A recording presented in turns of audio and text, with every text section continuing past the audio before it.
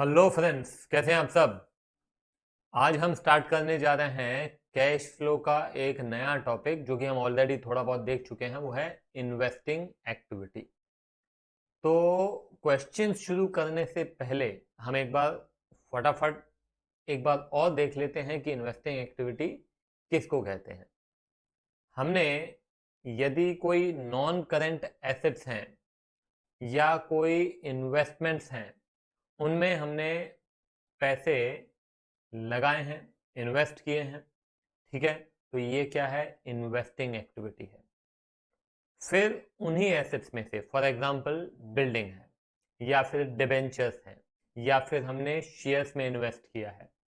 अब यदि हमने कोई बिल्डिंग में इन्वेस्ट किया और उस बिल्डिंग में से हमको रेंट मिल रहा है, तो वो जो रेंट है वो भी क्या है, इन्वेस्टिंग एक्टिविटी है। हमने डिबेंचर्स में इन्वेस्ट किया है, उस डिबेंचर में से हमको इंटरेस्ट मिल रहा है, वो भी इन्वेस्टिंग एक्टिविटी है। यदि हमने शेयर्स में इन्वेस्ट किया, उस शेयर्स में से मिलने वाला जो इंटरेस्ट डिविडेंड है, सॉरी, वो भी क्या है, इन्वेस्टिंग एक्टिविटी है। और उसी प्रकार से फाइनली आपने बिल्डिंग बेच दिया तो इन्वेस्टिंग एक्टिविटी है। आपने शेयर्स बेच दिए, डिबेंचर्स आपने बेच दिए, ये भी क्या है, इन्वेस्टिंग एक्टिविटी है। क्लियर है। तो मतलब ये तीन स्टेप्स हैं। खरीदा, इन्वेस्टिंग है, फिर उसमें से हमें रेंटल इनकम मिल रही है, डिविडेंड इनकम मिल रही है, इंटरेस्ट इनकम मिल रही है, ये भी इन्वेस्टिंग है। और फाइनली इनको बेच दिया, ये भी इन्वेस्टिंग एक्टिविटी है। तो ये ध्यान रखना है आपको, है ना, बहुत अच्छे से। तो अभी हम जो क्वेश्चन देखेंगे वो केवल और केवल इन्वेस्टिंग के ऊपर फोकस्ड रहेंगे।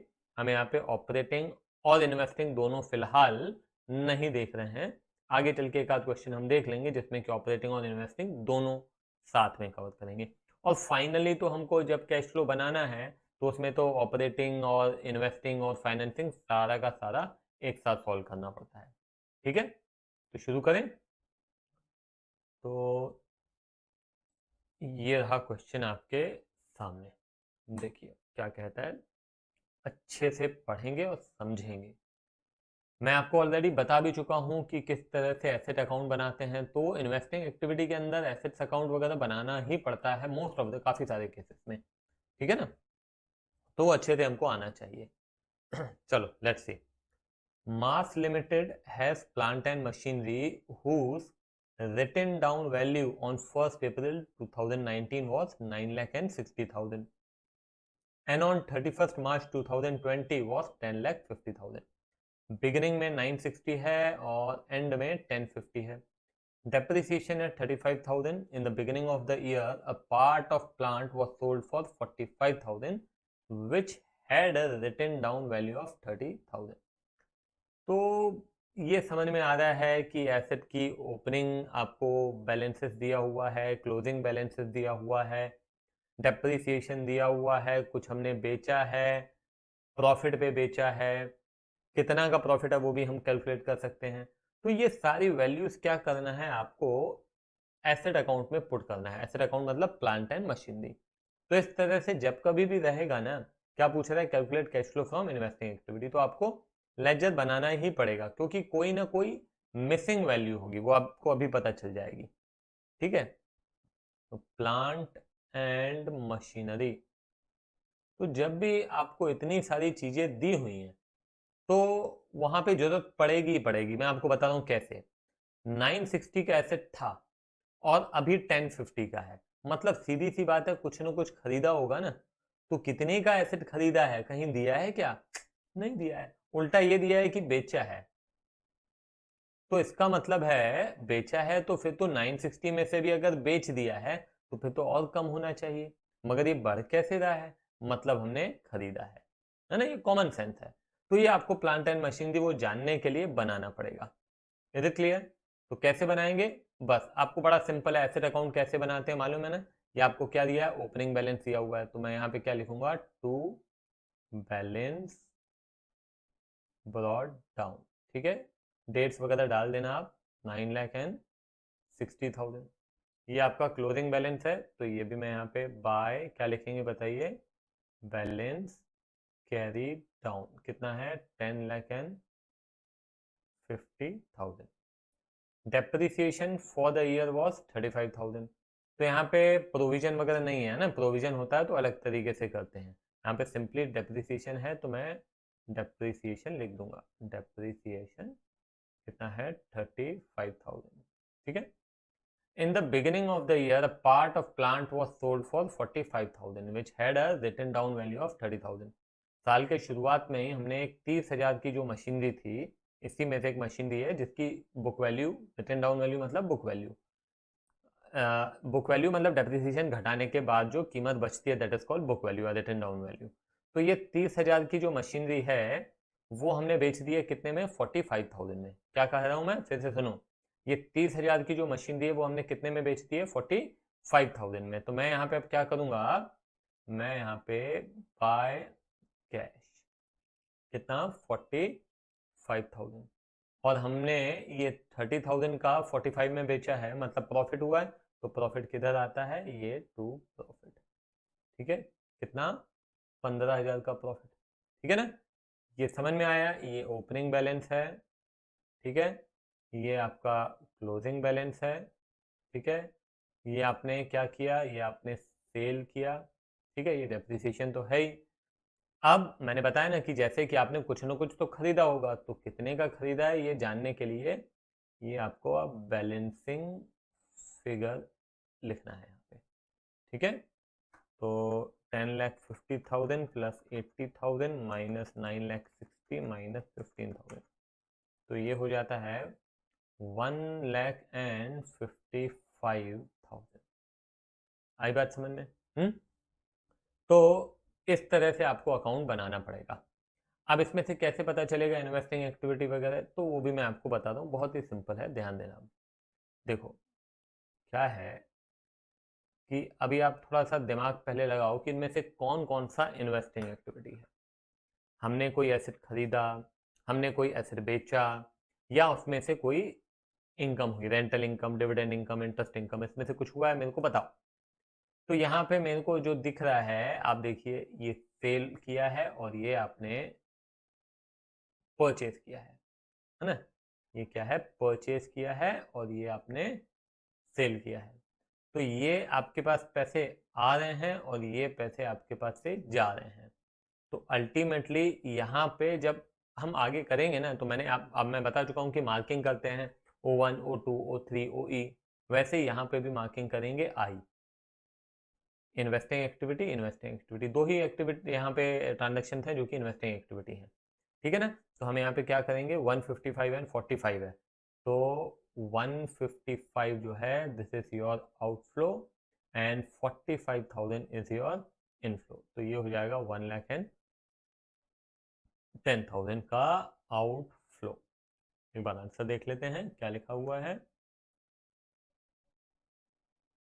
Cash used in investing activity, ये आप देख रहे हैं ना, नेगेटिव है मतलब कैश आउटफ्लो हुआ है, तो उसको हम क्या लिखते हैं, इसको लिखा जाता है cash used in investing activity, ठीक है। 1,10,000 इज द कैश यूज्ड। आई बात समझ में? तो इस तरीके से आपको क्वेश्चन करना है।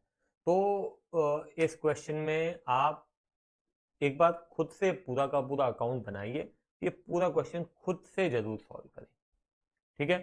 बहुत बहुत ज़रूरी है, इसको केवल लेक्चर को देख के और नोटबुक बंद कर देना ये गलत रहेगा। एक और क्वेश्चन हम अभी यहाँ पे देखेंगे, तो ये खुद से ज़रूर ट्राई करना है आपको। चलो, तो एक और क्वेश्चन देखते हैं, अच्छे से पढ़ेंगे आप पहले। From the following information calculate cash flow from investing activity. Investment in 10% debenture, okay. तो ये पिछले साल का था 5 लाख, अभी है 10 लाख। लैंड एंड बिल्डिंग है, पिछले साल 9 लाख, इस साल 15 लाख, ठीक है। अगर कुछ नहीं रहता है तो हम क्या मानते हैं, 9 लाख था और अभी 15 लाख हो गया, मतलब 6 लाख का खरीदा। ऑब्वियस सी बात है, कैसे बढ़ेगा। 5 लाख का था, 10 लाख का हो गया, मतलब 5 लाख का खरीदा। अगर कुछ नहीं दिया है तो ये मानते हैं। मगर जैसा कि मैंने पहले भी बताया कि एडिशनल इन्फॉर्मेशन जरूर देखना है और पहले देखना है। तो लिखा है half of the investment held in the beginning of the year was sold at 10% profit. तो यहाँ पे जब इससे रिलेटेड कुछ दिया है ना, खरीदा बेचा, तो आपको बनाना ही पड़ेगा अकाउंट। ठीक है, उसी प्रकार से depreciation on land and building है 50,000, तो यहाँ पे भी आपको अकाउंट लैंड एंड बिल्डिंग का भी बनाना ही पड़ेगा। क्यों? क्योंकि अब आप सीधे सीधे कैलकुलेट नहीं कर सकते ना कि भाई 9 था 15 हो गया मतलब 6 खरीदा, नहीं, क्योंकि उसके अलावा कुछ और ट्रांजेक्शन भी है। वैसे यहाँ पे भी कुछ और ट्रांजेक्शन है, तो हम सीधा सीधा डिफरेंस को हम परचेस नहीं मान सकते हैं। ठीक है, तो अभी मैं यहाँ पे क्या करूँगा, मैं यहाँ पे इन्वेस्टमेंट एक अकाउंट बनाऊंगा, इन्वेस्टमेंट लिख दे रहा हूँ। ठीक है, दूसरा अकाउंट है यहाँ पे लैंड एंड बिल्डिंग अकाउंट। ठीक है, सबसे पहले ज़्यादा दिमाग लगाने से पहले सब क्या करना, आप वैल्यूज पुट करो। स्टूडेंट समझ ही नहीं पाते, आगे नहीं बढ़ते हैं, बोलते हैं बस इतना हो गया, अब इसके बाद आगे ही नहीं बढ़ेंगे क्योंकि हमको समझ में नहीं आ रहा। बेटा समझ में आएगा, आप कम से कम थोड़ा पेन उठाओ और उसके बाद इसको वैल्यूज को पुट करो। तो हमको क्या करना है, सबसे पहले इन्वेस्टमेंट एसेट है ना, एसेट का ओपनिंग बैलेंस किधर आएगा, इधर आएगा, तो हम क्या लिखेंगे, टू बैलेंस ब्रॉड डाउन, कितना है 5 लाख। ठीक है, ये आपका क्लोजिंग बैलेंस है, यहाँ पे हम लिखेंगे बाय बैलेंस कैरी डाउन, कितना 10 लाख। ठीक है, उसी प्रकार से लैंड एंड बिल्डिंग है, तो लैंड एंड बिल्डिंग भी हम यहाँ पे टू बैलेंस ब्रॉड डाउन, कितना है 9 लाख। ठीक है, यहाँ पे बाय बैलेंस कैरी डाउन, कितना है 15 लाख।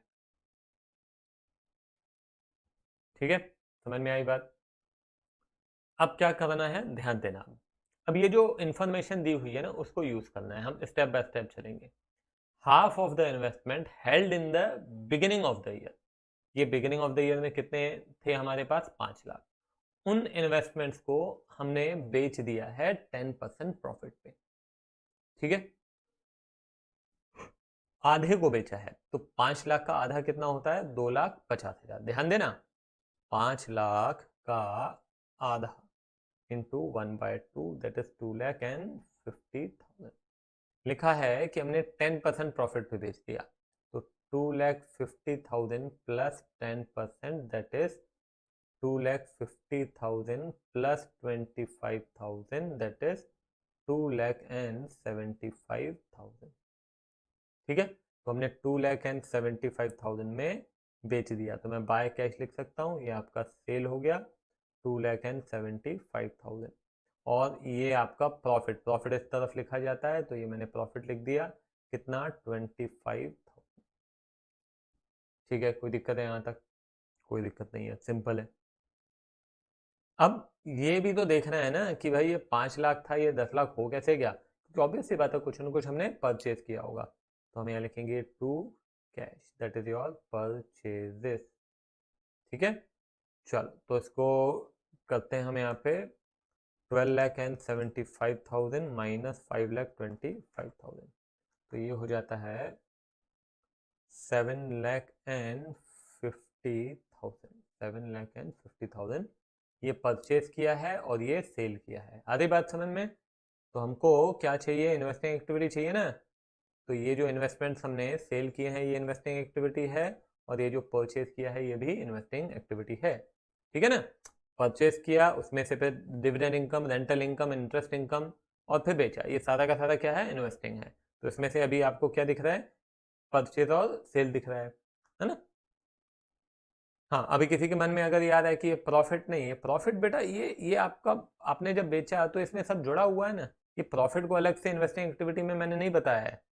क्या है, केवल हमने खरीदा, उसमें से जो हो रहा है ना, इंटरेस्ट मिल रहा जो भी है, उसके बाद जो बेचा, ये सारा का सारा क्या है, इन्वेस्टिंग है।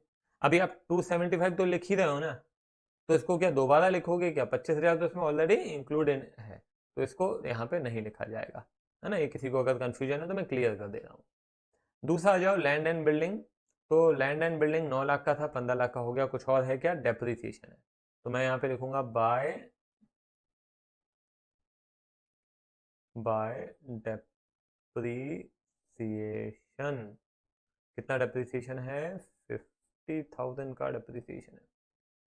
ठीक है, और कुछ है क्या, नहीं, और कुछ भी इसके बारे में नहीं दिया हुआ है, ठीक है, लैंड एंड बिल्डिंग के बारे में और कुछ नहीं दिया हुआ है, तो हम यहाँ पे सीधा सीधा टू कैश ब्रैकेट में परचेजेस, है ना, तो कितना हो जाएगा 15,50,000 माइनस 9 लाख, तो ये हो जाता है 6,50,000, ठीक है, ये टोटल कर लेते हैं यहाँ पे 1550, यहाँ पे भी 1550, ठीक है, उसी प्रकार से यहाँ पे भी टोटल आप लिख लीजिएगा 1275। हाँ, अब आ जाते हैं हम कि इसमें से इन्वेस्टिंग एक्टिविटी कौन सी है, तो ये इन्वेस्टिंग दिख रहा है, और बेचा बेचा तो कहीं है नहीं हमने, है ना, तो ये एक इन्वेस्टिंग हो गया, ये इन्वेस्टिंग हो गया, ये इन्वेस्टिंग हो गया, और फिर आखिरी में इंटरेस्ट रिसीव्ड, तो ये भी आपका इन्वेस्टिंग होता है, इंटरेस्ट मिला, डिविडेंड मिला। अच्छा, इंटरेस्ट रिसीव्ड ऑन इन्वेस्टमेंट्स, है ना, तो ये नहीं तो हमें खुद कैलकुलेट करना पड़ता है, इन्होंने खुद ही बता दिया है 75,000, आगे देखेंगे कि आपको ये भी नहीं दिया रहेगा और खुद से फाइन करना रहेगा, क्योंकि यहाँ पे रेट ऑफ इंटरेस्ट दिया रहता है, तो कैसे फाइन करेंगे वो भी आगे हम देखेंगे, इनकेस नहीं दिया है तो यहाँ पे हमको इन्वेस्टिंग एक्टिविटी में 1 2 3 4 आई दिख रहे हैं आपको, तो मैं यहाँ पे वर्किंग करके आपको दिखा देता हूँ। सबसे पहले ये 7,50,000 ये क्या है आपका आउटफ्लो है, ठीक है, ये 6,50,000 क्योंकि ये सब खरीद रहे हैं तो पैसे आपके गए होंगे, ये आपका आउटफ्लो है, और ये 275 ये आपका इनफ्लो है, और ये भी आपका 75,000 इनफ्लो है, ठीक है, तो 7,50,000 650, तो ये आता है आपका आंसर, नेगेटिव में आ रहा है 10,50,000, तो आप यहाँ पे मालूम है क्या लिखेंगे, आप लिखेंगे cash used in investing activity, आई बात समझ में, तो ये जो कंसेप्ट हमने आज कवर किए हैं ये बहुत इंपॉर्टेंट कंसेप्ट हैं, बहुत अच्छे से आपको क्लियर होने चाहिए, अच्छी कमांड होनी चाहिए, ताकि जब हम कैश फ्लोज के कंप्लीट क्वेश्चंस करेंगे तो कॉन्फिडेंस के साथ आप कर पाएंगे, ठीक है, हम फिर मिलते हैं अगले लेक्चर में नए क्वेश्चन के साथ, बाय बाय।